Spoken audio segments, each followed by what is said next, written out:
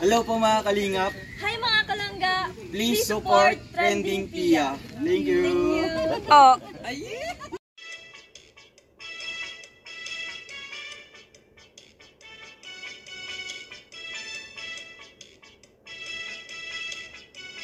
Guys, welcome back to my channel, Trending Pia po. Ayan, bago natin i-start ang ating reaction video, pasalamatan muna natin sa Lord sa maraming blessing. Lord, thank you po.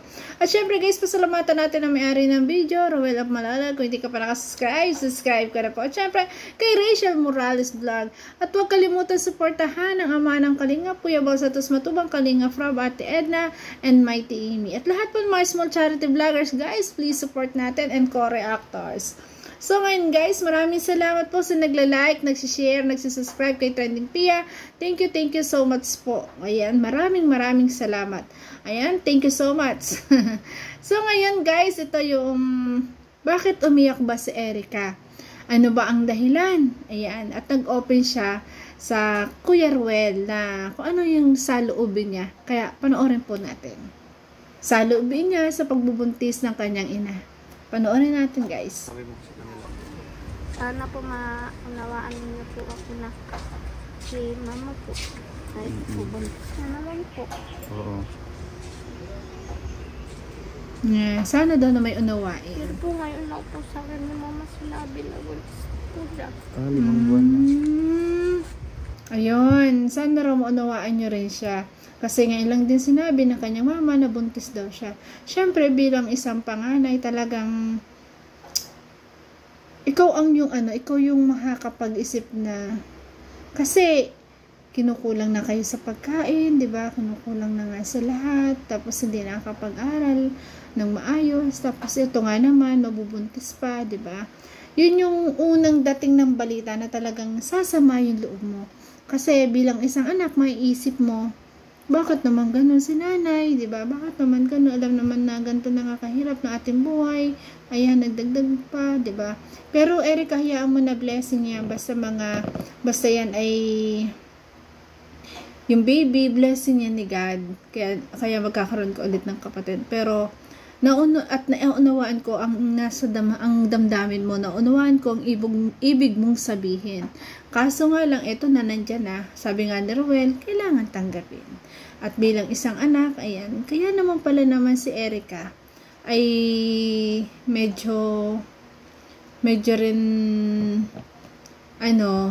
parang ayaw niya kasi dahil nga sa nangyari dati sa panganak ng kanyang nanay. Di ba? Panoorin natin. Sabi nga po na may sabi pala sa kapatid ko po wag na daw po ipapaalam. Love you na po. Love you na. Hindi mo na ipapaalam. Pero si mama man yung sa amin, nag-open sa ganyan.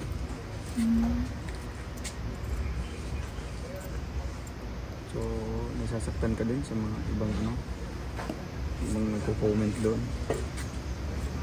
Hindi ko na po binabasa. Hindi mo na binabasa. Yan, the best yun. Huwag mo na lang basahin. Para naman kay mama mo, anong nararamdaman mo sa kanya? Sana po pag nanganak na po siya, magka-baby ulit. Yun. Ang matured ng isip ni Erica. Alam nyo guys, sa gantong batang edad, ayan, dyan siya matututo na pag siya nagkapamilya. Kasi, naranasan niya yung ganito na diba? At ito ka, bata pa, pinapayuhan niya yung kanyang nanay na pagkatapos nito, ayan, tama naman siya. Pagkatapos nito, sana tama na para sila ay huwag nang kulangin, 'di ba? Kasi kinukulang nga sila, nadagdagan pa, 'di ba? At okay na 'yun, yung dami nila. Kasi ngayon, guys, pag marami kang anak, dapat marami kang pera. Alam niyo kung bakit? Kasi ang daming ang mga pagkain ngayon sobrang mamahal na. Alam niyo po, yung 1,000. Dati, pag may 1,000 ka, mamamalengke ka sa palengke, madami nang mabibili. Pero hindi. Grabe, pag may 1,000 ka, isang plastic lang. Bumili ka ng 1 kilong isda, 250. Bumili ka ng 1 kilong karne, 350. Magkano na yun? Diba? 600. 400 na lang yung natitira. Bumili ka pa ng mga gulay, mga gamit sa bahay, asin, asukal, kape. Kulang na kulang, di po ba? Sa isang araw, lalo't ganyang kadaming magkakapatid. Kaya naunawaan ko dun si Erica na sana wag na nga uling dagdagan kasi eto nga dumating na nga, kailangan tanggapin kasi nga kinukulang na nga sila tapos mararagdagan pa. Kaya alam ko yung sa loobin ng bata, 'di ba? Kasi ikaw ang mahirapan, di ba? Ikaw ang panganay. Siya nagsasuffer. Kasi nagkakaroon na siya, sa batang edad niya, nagkakaroon siya ng obligasyon. Diba? Obligasyon na dapat, hindi pa niya obligasyon yon. Ang obligasyon niya lang dapat ay mag-aral, tumulong sa gawaing bahay. Diba? Ganun, diba? Ang lola ko nahihirap ko na pag-aalaga. Yun, mahirap mag-alaga talaga. Ayaw po ni lola magbabantay sa ospital. Ayun. Kasi nung nanganak doon si mama mo nung sa bunso nyo, 50-50 daw siya nun. Diba? Sabi ni lola mo. Opo. Kaya hindi natuloy yung palaygate. Nahihirapan din pala si mama mo pag nanganganak na. So, ito pala yung kinatatakot talaga ni Erica. Pera po doon sa talagang dadami na naman sila, mararagdagan pa nga sila, kinukulang na. Ang kinatatakot pa niya, itong panganganak. Kasi nga daw po, doon sa isang anak pala, doon sa bunso, nag 50-50 na. Ayan, kaya hindi daw naligit. Kaya ngayon, medyo nangangamba na siya na baka sa panganganak. Tapos, ang matindi pa doon guys, yung lola ayaw magbantay kasi takot din. Siya na lang magbabantay sa mga kapatid niya. Paano kung dumating yung time na nasa trabaho si tatay at si Erica lang, di ba? Ayan, nakakatrauma talaga yan, nakakatakot. Kasi, mamaya, hindi natin inaasahan, mahirapan na naman sa panganak.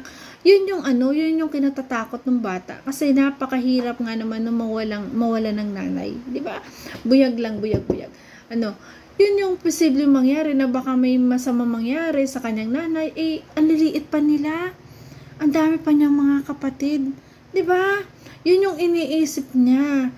Kaya sabi niya, pagkatapos nito, wag na, tama na. Diba? Grabe, kung yung sarili magulang takot din bumantay sa ospital. Ito pang bata na siya magbabantay. No? Grabe. At higit pa doon, yun nga,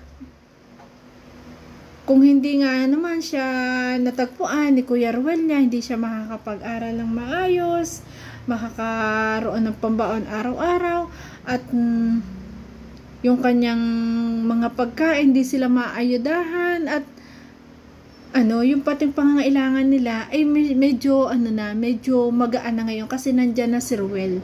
Medyo talagang gumaan na, at hindi lang yun, nagkaroon pa sila ng maayos na matitirhan. 'Di ba? Ginagawa yung bahay. Kahapon nga pinagbayanihan para matapos, 'di ba?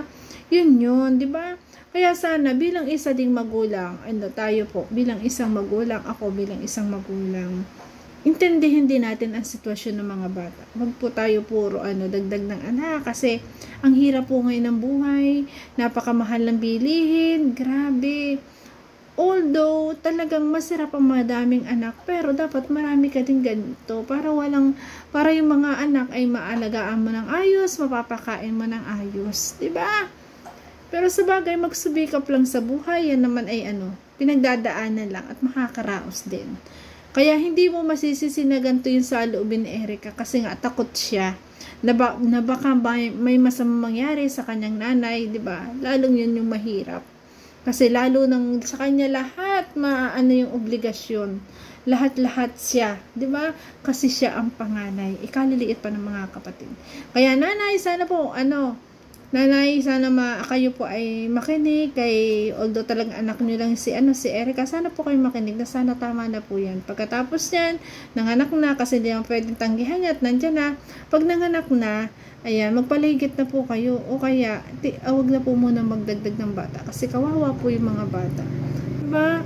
Na nakakaranas ng gutom mo dahil kulang, ganyan, ayan, kawawa po. Kaya sana po, ayan, tama sabi ni Erica na last na yan. At natatakot nga siya pag nanganak Wish natin at pray natin na okay lang ang kalagayan ng mama ni Erica pag nanganak. 4 months na pala Ayan. At yan yung bahay patapos na. Kahapon nagbayanihan. Kaya ito yung guys yung update ko.